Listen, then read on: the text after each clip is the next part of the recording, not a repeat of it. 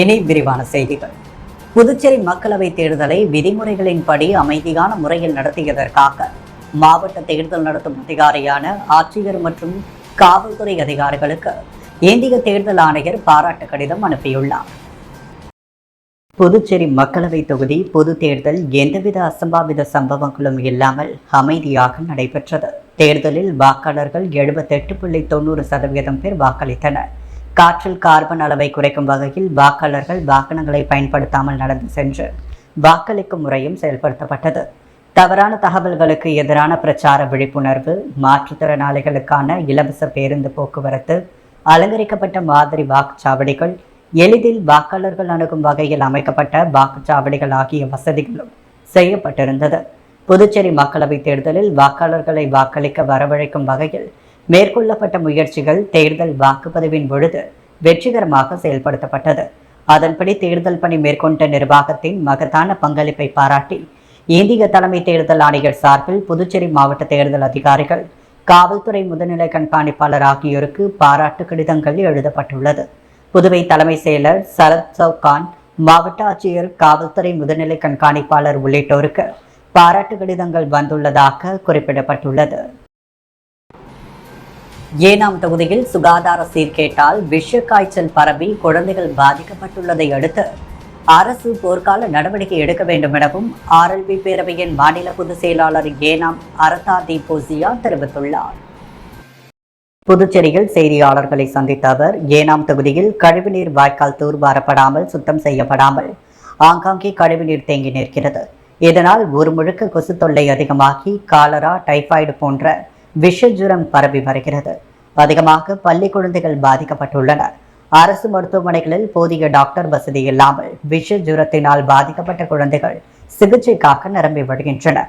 ஏனாமில் சரியான மருத்துவ வசதி இல்லாததால் ஏனாமிலிருந்து 25 கிலோமீட்டர் தொலைவில் உள்ள காக்கிநாடு அரசு மருத்துவமனைக்கு அனுப்பி வைக்கப்பட்டு நோயாளிகள் அலைக்கழிக்கப்படுகின்றனர். கால்வாய் அடைப்புகளினால் எதிர்வரும் மழை காலங்களில் மழைநீர் செல்ல வழியில்லாமல் வீட்டிற்குள் தண்ணீர் புகுந்து வெள்ளப்பெருக்கு ஏற்பட்டு மக்கள் பாதிக்கக்கூடிய சூழ்நிலை உருவாக்கியுள்ளது. குப்பைக்கு வரி வாங்குகிறார்கள், ஆனால் குப்பை சரியாக அள்ளுவது இல்லை. புதுவை அரசு குப்பை அல்ல தனியாரிடம் ஒப்படைத்த பொழுது 150 பேர் இருந்தனர். தற்பொழுது வெறும் 50 பேர் மட்டுமே குப்பை அள்ளுகின்றனர். ஆள் பற்றாக்குறையை அரசு போக்க நடவடிக்கை எடுக்க வேண்டும். குப்பை ஊர் முழுக்க தேங்கி சுகாதார சீர்கேடு ஏற்பட்டு விஷக்காய்ச்சல் பரவியுள்ளது. இதை தடுக்க அரசு போர்க்கால நடவடிக்கை எடுத்து மருத்துவமனையில் போதிய மருத்துவர்களை நியமித்து விஷக்காய்ச்சலால் பாதிக்கப்பட்ட குழந்தைகளை பாதுகாக்க அரசு நடவடிக்கை எடுக்க வேண்டும். புதுவை அரசு ஏனாம் மக்களை மாற்றாந்தாய் எண்ணத்தோடு பார்க்காமல் விஷ காய்ச்சலில் இருந்து குழந்தைகளை காப்பாற்ற சுகாதார சீர்கேட்டை சரி செய்ய போர்க்கால நடவடிக்கை எடுக்க வேண்டும் என்றார். இந்த பேட்டியின் பொழுது ஆர்எல்பி பேரவையின் நிறுவன தலைவர் வெங்கட்ராமன் உடனிருந்தார். பல்வேறு விதிமீறல்கள் மற்றும் சட்டத்திட்டங்கள் உள்ளடக்கிய கோப்புகளை அரசுக்கு அனுப்பியுள்ள வாரிசுதார பணி நியமன ஒப்புதலுக்கு ஒப்புதல் வழங்கக்கூடாது என அரசு சங்கங்களின் சம்மேளன ஊழியர் சங்கம் வலியுறுத்தியுள்ளது. இதுகுறித்து செய்தியாளர்களை சந்தித்த சம்மேளனத்தின் பொதுச் செயலாளர் ராதாகிருஷ்ணன், புதுவை அரசு சுகாதாரத்துறையில் கடந்த 2016ஆம் ஆண்டு வாரிசுதாரர் பணி நியமனம் செய்யப்பட்டது. அதில் 109 விண்ணப்பதாரர்களில் 88 நபர்களுக்கு வாரிசுதாரர் பணி வழங்கப்பட்டது. இந்த பணி நியமனத்தில் முறைகேடுகள் நடந்துள்ளது என்று குற்றம் சாட்டினர். மீதமுள்ள 21 வாரிசுதாரர்களுக்கு கருணை அடிப்படையில் பணி வழங்க வேண்டும் என்று பலமுறை வலியுறுத்தப்பட்டுள்ளது என்று குறிப்பிட்ட ராதாகிருஷ்ணன், சுகாதாரத்துறையில் பணிபுரியும் ஒரு சில ஊழியர்களால் பணி நியமனத்தில் முறைகேடு நடப்பதாக குற்றம் சாட்டினார். ஊழல் முறைகேடுகளால் பலமுறை திருப்பி அனுப்பப்பட்ட வாரிசுதாரர் பணி நியமன கோப்புகளில் ஏற்கனவே பணி வழங்கி ஏற்காதவர்களையும் சேர்த்து மீண்டும் அரசின் ஒப்புதலுக்கு அனுப்பப்பட்டுள்ளது. விதிமுறை மீறல்கள் மற்றும் முறைகேடுகள் நடந்துள்ளது. எனவே இந்த கோப்புகளை அரசு ஏற்றுக்கொள்ளக்கூடாது என்று வலியுறுத்தினர். இந்த விவகாரத்தில் முதலமைச்சர் ரங்கசாமி நேரடியாக தலையிட்டு அவர் அளித்த வாக்குறுதிப்படி ஒருமுறை தளர்வு அளித்து விடுமுறைகளை நடைமுறைகளை கடைபிடித்து வாரிசுதாரர்களை பணி நியமனம் செய்ய வேண்டும் என்று அரசு ஊழியர் சங்கங்களின் சம்மேளனம் வலியுறுத்தியுள்ளது. இந்த பேட்டியின் பொழுது செய்தி தொடர்பாளர் கலைமாமணி, டாக்டர் நமச்சிவாயம் உள்ளிட்ட நிர்வாகிகள் பலர் உடனிருந்தனர். புதுச்சேரி அரசு வேளாண் மற்றும் விவசாயிகள் நலத்துறை சார்பில் வாழை சாகுபடி பற்றிய செயல் விளக்க கூட்டம் ஏம்பலம் பகுதியில் நடைபெற்றது. புதுச்சேரி அரசு வேளாண் மற்றும் விவசாயிகள் நலத்துறை பண்ணை தகவல் மற்றும் ஆலோசனை மையம் கரிக்கலாம்பாக்கம் உழவர் மன்றம் சார்பாக மத்திய அரசின் ஆத்மா திட்டத்தின் மூலம் வாழை பயிரிடும் விவசாயிகளுக்கு வாழையில் நுண்ணூட்ட சத்து இடுதல் பற்றிய செயல் விளக்கம் இன்று ஏம்பலம் பகுதியில் நடைபெற்றது. இந்த செயல் விளக்கத்திற்கு வேளாண் அலுவலர் தினகரன் தலைமையேற்று செயல் விளக்கத்தை செய்து காண்பித்தார். வாழையில் அதிக மகசூல் பெறுவதற்கு முக்கியத்துவம், நுண்ணுயூட்ட சத்து எந்தெந்த பகுதியில் கொடுப்பது, எந்தெந்த இடைவெளி கொடுப்பது என்பது குறித்து வேளாண் அலுவலர் விளக்கமாக கூறினார். இந்த செயல் விளக்கத்திற்கு செம்பியன் பாளையம், நத்தமேடு, ஏம்பலம் பகுதியை சேர்ந்த 20க்கும் மேற்பட்ட விவசாயிகள் கலந்து கொண்டு பயன்பெற்றனர். காரைக்கால் நகராட்சி சார்பில் தூய்மை இந்தியாவை வலியுறுத்தி 200க்கும் மேற்பட்ட பள்ளி கல்லூரி மாணவர்கள் மற்றும் தூய்மை பணியாளர்கள் விழிப்புணர்வு பேரணியில் ஈடுபட்டனர்.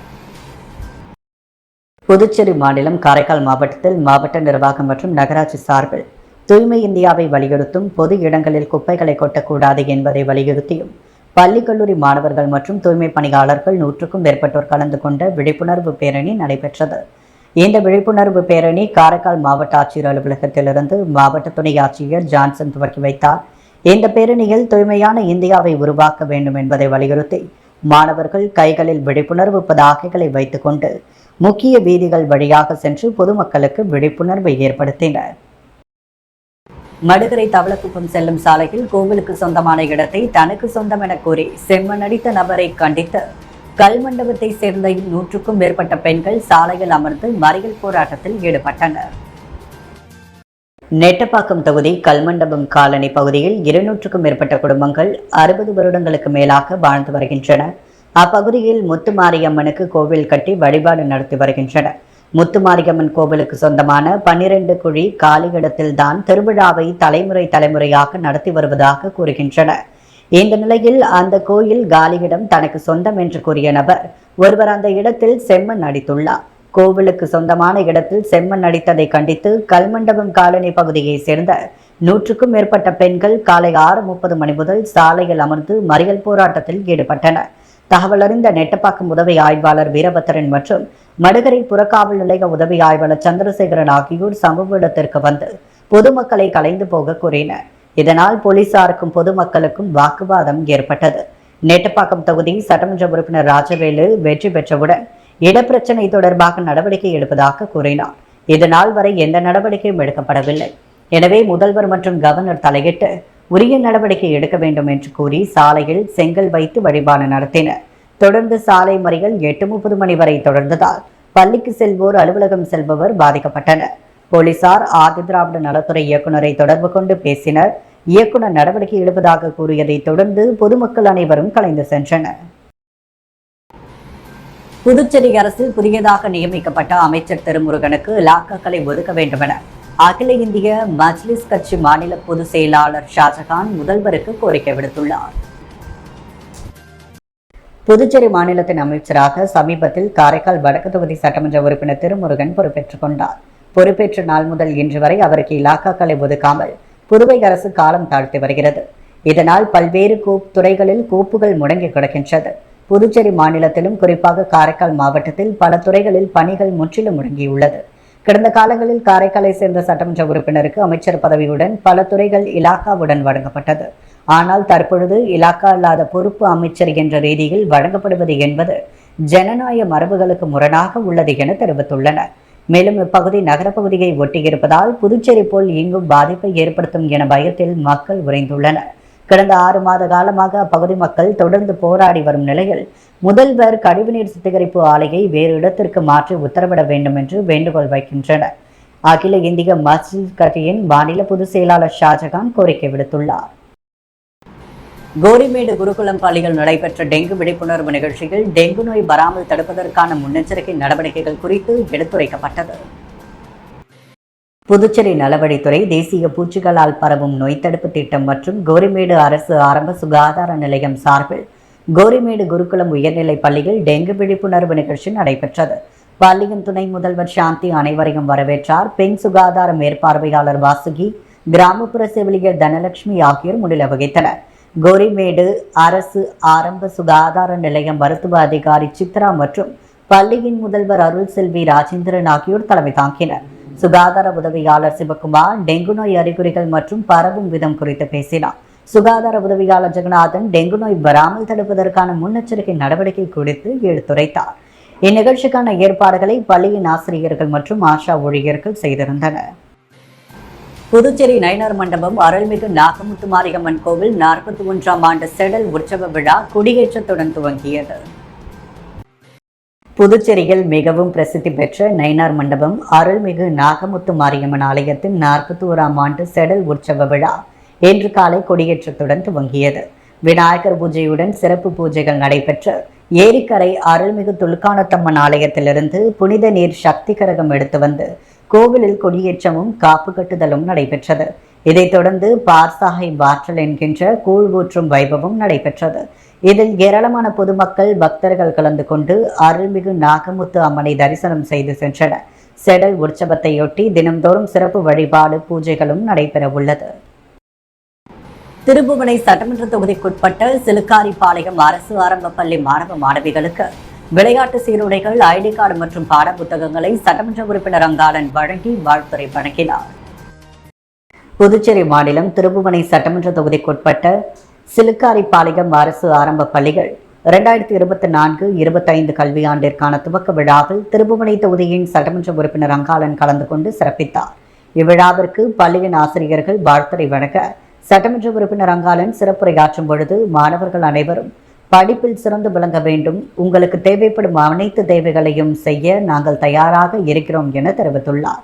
இவ்விழாவின் தொடர்ச்சியாக பள்ளி மாணவர்களுக்கு இவ்வாண்டிற்கான பாடப்புத்தகங்கள், விளையாட்டு சீருடைகள், ID card, diary, colouring book, note புத்தகம், காலணிகள், ஸ்போக்கன் இங்கிலீஷ் மற்றும் எழுதுபொருள் ஆகியவற்றை சட்டமன்ற உறுப்பினர் அங்காளன் தலைமையில் மாணவர்களுக்கு வழங்கப்பட்டது. விழாவில் பொறுப்பு ஆசிரியர் மீரா, சுதா உட்பட ஆசிரியர்கள், மாணவர்கள், பெற்றோர்கள், சட்டமன்ற உறுப்பினரின் ஆதரவாளர்கள் என ஏராளமானோர் கலந்து கொண்டனர். புதுவையின் அன்றாட நிகழ்வுகளை காண பாண்டி ஹெட்லைன்ஸ் யூடியூப் சேனலை சப்ஸ்கிரைப் பண்ணுங்க. தொடர்ந்து எங்களுடன் இணைந்திருக்க பக்கத்தில் உள்ள பெல் பட்டனை பிரஸ் பண்ணுங்க, லைக் பண்ணுங்க, ஷேர் பண்ணுங்க. என்றும் உங்களுடன் பாண்டி ஹெட்லைன்ஸ்.